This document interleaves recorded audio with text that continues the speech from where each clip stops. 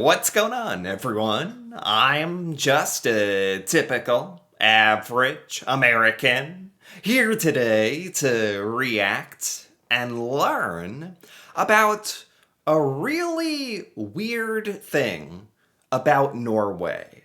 So, from what I understand, Norway has an island to the north called Svalbard, right here.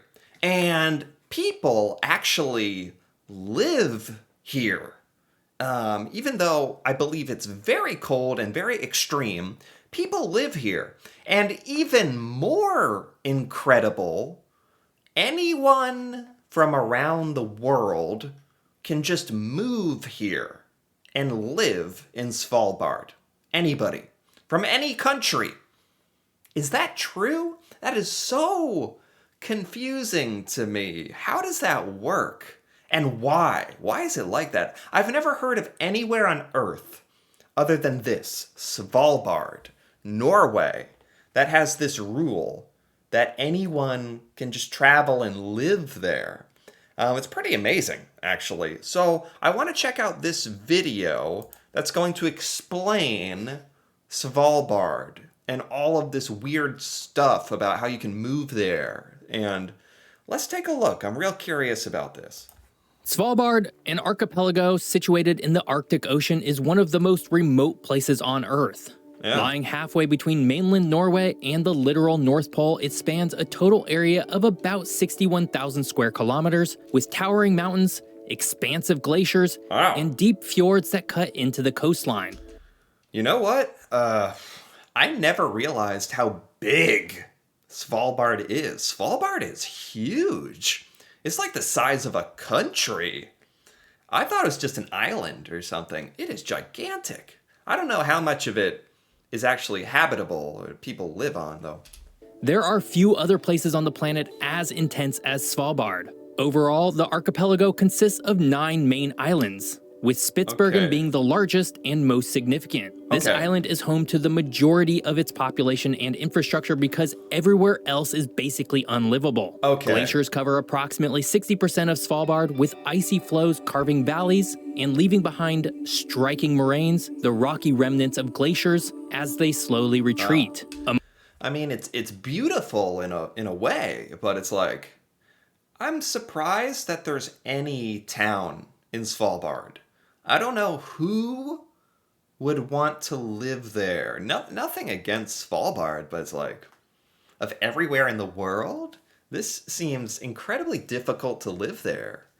You know, hard to get packages, it's freezing cold. Aren't there polar bears as well? Among these glaciers, Østfondet on Nordaustlandet is one of the largest ice caps in Europe.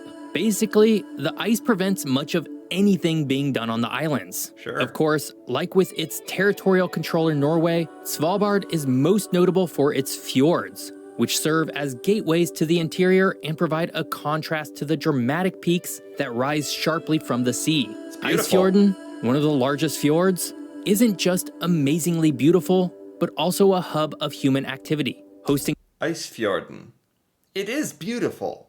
I didn't realize how beautiful Svalbard was, but so this is where most people live in Svalbard. settlements like Longyearbyen. So with all of these glaciers, mountains, fjords, and other extremes, what drew people to Svalbard in the first place? Yeah. Given its physical location, Svalbard also played a significant role in the age of Arctic exploration. Okay. By the late 1800s and early 1900s, expeditions launched from its shores to attempt to reach the North Pole. Explorers like Roald Amundsen and Umberto Nobile used the islands as staging grounds, capitalizing on their northern location. While Okay. I've heard a little bit about this part of history where a lot of countries were trying to explore the North Pole, and Svalbard is really convenient to set up like a base to operate out of. Because it's like, it's just difficult for me to think, why would people travel and live on Svalbard in the first place? Why would you even do that? While exploration of the Arctic was never a primary population driver to Svalbard, it did heighten its global reputation and prominence as countries contested for more land all over the planet. All this came to a head when the fate of Svalbard would be determined in the early 1900s. I just think it's funny that he's saying Svalbard was really contested by the world about who was going to get to own it because it's land. And every country wants more land. It doesn't really matter where it is. It can be frozen in the north, in the Arctic, and people will still fight over it. After centuries of disputed territorial claims, the Svalbard Treaty of 1920 was signed, granting sovereignty to Norway, but allowing citizens of other signatory nations equal rights to exploit its natural resources. Oh. Wow, that's how it works? So it was 100 years ago, almost exactly 100 years ago, Svalbard has been a part of Norway. Norway was given Svalbard, but everybody signed a treaty in 1920 that all the other countries would get to, take advantage of the natural resources there. Okay, is that why now everybody from around the world is allowed to live there because of this treaty? Of other signatory nations equal rights to exploit its natural resources. This agreement remains a cornerstone of Svalbard's unique political status and continues to influence its governance and international relations. So it's all because of a treaty 105 years ago that everybody signed that Svalbard would be a part of Norway, but anyone from around the world would be allowed to travel there, mostly based on the fact that everybody wanted to share the natural resources there. Matt, Svalbard is just an example of a place that was just so contested. Everybody was fighting over these islands, and that kind of explains why, in the end, they came up with sort of a peaceful solution. Most conflicts end with, countries fighting over land and somebody winning by force. This is like one of the only examples I can think of where basically the world just decided to share Svalbard, I guess? Like, I've never heard of that before. Over hundreds of years, Svalbard has evolved from a dreary, icy island with no people on it to a dreary, icy island with several thousand people on it. Wow. So who actually chooses to live there and why? Thousands of people? There's several thousand people? I'm shocked. Why would anyone want to live on Svalbard? Yeah, I'm sorry. Now that we understand why the law is the way it is, why would people want to go there? Because it is very cold. Svalbard is one of the most challenging places for year-round habitation, yet over 2,500 people call it home. Drawn by both opportunity and the Arctic's unique allure, residents from around the world form a diverse and intriguing community, unbound by any single nation. The largest settlement on Svalbard is Longyearbyen, the northernmost settlement in the entire world. Originally established as a coal mining outpost in the early 1900s, Longyearbyen has since transformed into a surprising hub for scientific research, tourism, and education. So, if you're traveling, if you're going to live in Svalbard, you're basically like wanting to give up your entire life in whatever country you're from. You just want a complete fresh start.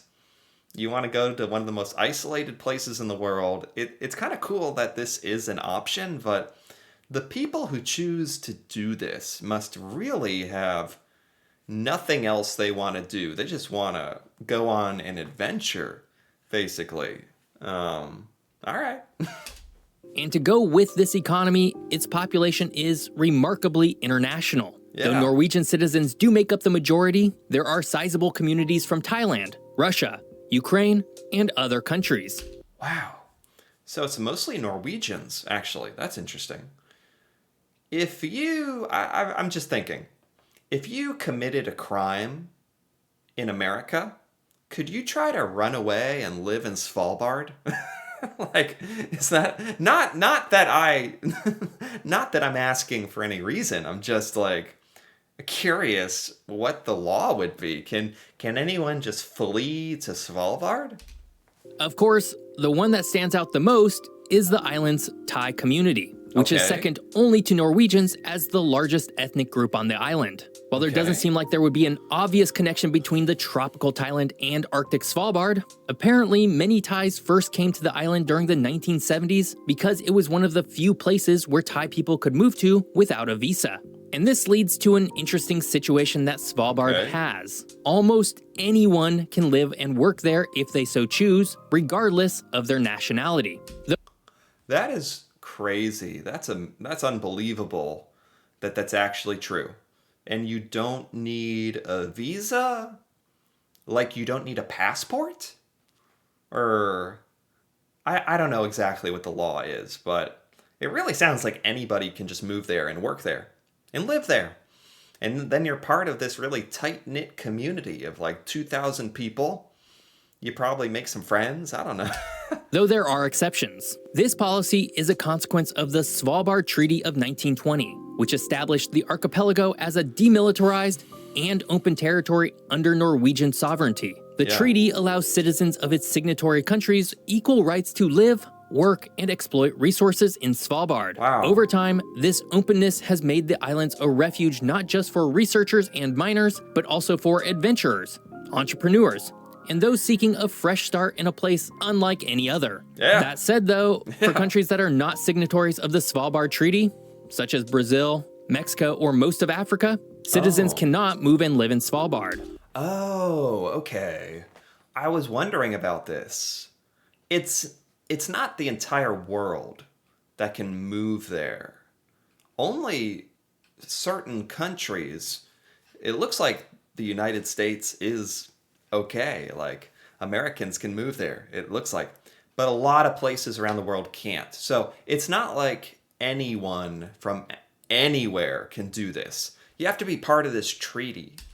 But this does mean that you, yes you, likely can live there if you so choose. But should you? Me? Life in Svalbard is both rewarding and challenging. The Arctic environment defines daily existence, from the endless light of the midnight sun in summer to the perpetual darkness of the polar night in winter. I mean, I'm not sure I can think of somewhere that's much more difficult. Like, Svalbard sounds incredibly difficult to live in. Temperatures regularly plunge well below freezing, and the threat of avalanches and polar bear encounters adds an extra layer of complexity to living here. You gotta be Despite kidding this, me. residents have built a community that is surprisingly modern and vibrant. Longyearbyen boasts schools, a university center, shops, restaurants, and even a cultural scene with festivals, art exhibitions, and concerts bringing warmth to the long winters. I mean, that's a lot better than I thought. Svalbard actually sounds like a nice place. I don't think I'm going to move there anytime soon, but they've actually done a great job at making it sort of the best that it can be. And if you want to be even further from life in the big city of Longyearbyen, you can. Smaller settlements such as Barentsburg and Ny-Ålesund exist as remote places where you could potentially live if you so desire. Oh my God. Barentsburg is a Russian mining town with a distinct Soviet-era aesthetic, offering a glimpse into the region's cultural influences. Ny-Ålesund, meanwhile, is the world's northernmost permanent research settlement, attracting scientists from all over the globe who study everything from glaciology to atmospheric conditions. It sounds like it's mostly scientists who would even want to do this.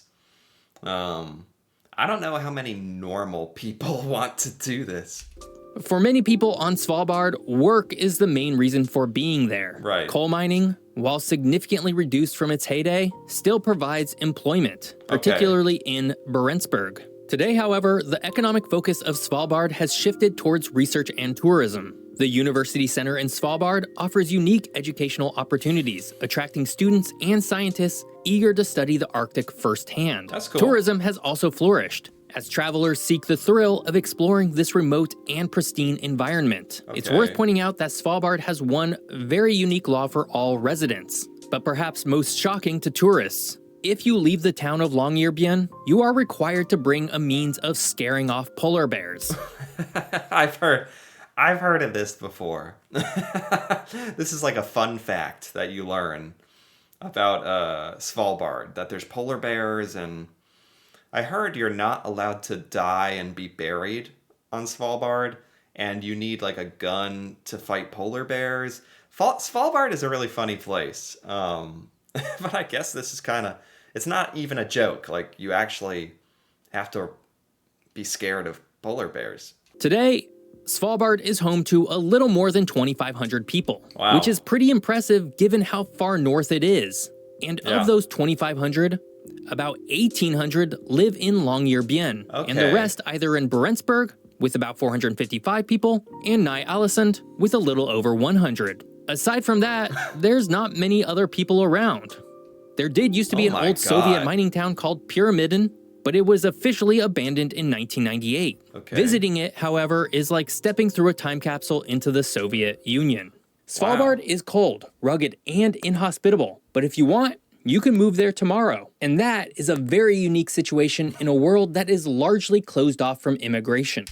Yeah. All right. Well, I think that's the end there. I don't know if there's any other place on Earth that has this rule that if you're part of this treaty, if you're one of the countries in this agreement, you can just move there and start your new life, I guess, and make some friends and see some polar bears. This is a really, really interesting topic that I really wanted to learn about how this is possible and why. And I did. It makes a lot more sense now, going back in history, how Svalbard was really desired by a lot of countries, and we basically gave it to Norway, and Norway agreed to open it up to people from around the world. So what a fascinating place that's part of Norway.